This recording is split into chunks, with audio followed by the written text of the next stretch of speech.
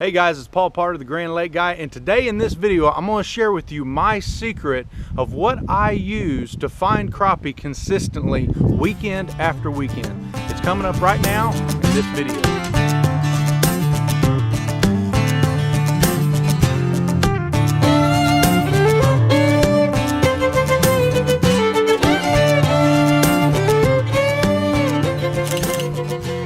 So guys, when it comes to finding fish consistently weekend after weekend, there's a couple things you're going to want to know, and this took me probably 5 years to actually learn. 99% of fishermen are actually going to be weekend fishermen because most people hold a job Monday through Friday. So what are you going to do during that 5 days? Fish can move around a lot. I mean, that's 5 days of you not being on the water, not doing any scouting, not being able to keep track of where the fish are moving.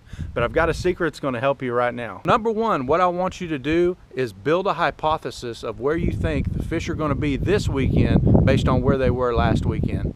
So let's say, for instance, you look at the 5-day forecast and it's supposed to be 65 degrees every single day, Monday through Friday. That's basically a very stable condition. That's what you're going to want to look for. So when you're building your hypothesis, you can basically see that since the weather and the wind has not changed that much, you basically know the fish probably have not migrated very far.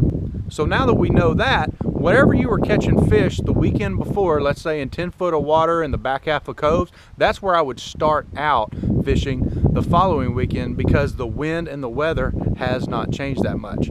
Okay, so secret number two that I want you to know. After you make your hypothesis, I want you to look for evidence of your hypothesis. And you're going to look for evidence of this by looking online, reading the fishing reports that are posted online for the lake you're going to look for. So if I see someone on Facebook and they're saying, boom, we just caught 50 crappie and we caught them all in about 10 to 15 foot of water between mid and the north part of the lake, boom. That proves my hypothesis, and now I'm going to have a better idea of where I want to start fishing the following weekend. Does that make sense? So now I'll give you a different scenario. Let's say that we were catching fish in 10 foot of water and it was 60 degrees outside and the wind was blowing from the east, okay? So now the 5-day forecast said that the weather is going to be 40 degrees all week long.